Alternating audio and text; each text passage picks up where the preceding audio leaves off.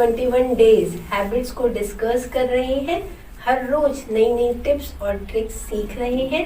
आज हम फिर मिल रहे हैं एक नई टिप और ट्रिक के साथ। ज़्यादातर ऐसा देखा जाता है कि जब हम शुरुआती दौर में होते हैं किसी भी हैबिट में पढ़ने के या किसी भी हैबिट में इंडल्ज होने के शुरुआती दौर में होते हैं तो हम एक्सेप्ट ही नहीं करते कि हमारी वो हैबिट बन गई है।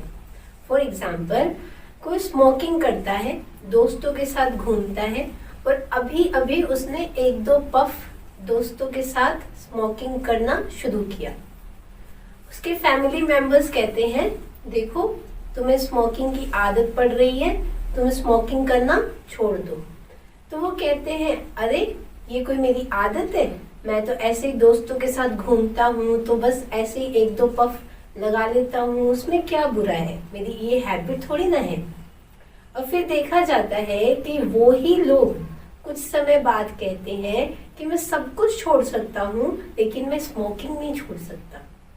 ये ठीक उसी तरह है कि जैसे हमने अपने गार्डन में घास का एक छोटा सा पौधा देखा, अनवांटेड प्लांट देखा, और उसे तब की तब अगर हम उखाड़ के फेंक देते हैं तो उसके लिए सिर्फ हमें एक चूंटी भर चाहिए, लेकिन हमने बहुत दिनों तक उसे इग्नोर किया तो उसने अपनी जड़ें पकड़ ली और अब हमें कुल्हाड़ी भी चाहिए और उसके बावजूद उसकी कुछ जड़ें तो जमीन में रह ही जाती है।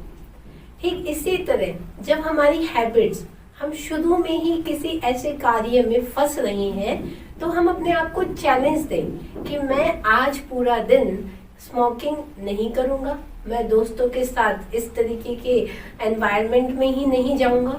और फिर अपने आप को देखें कि क्या आप अनकंफर्टेबल फील कर रहे हैं और क्या आप अपने उस अनकंफर्टेबलनेस को हैंडल कर पा रहे हैं।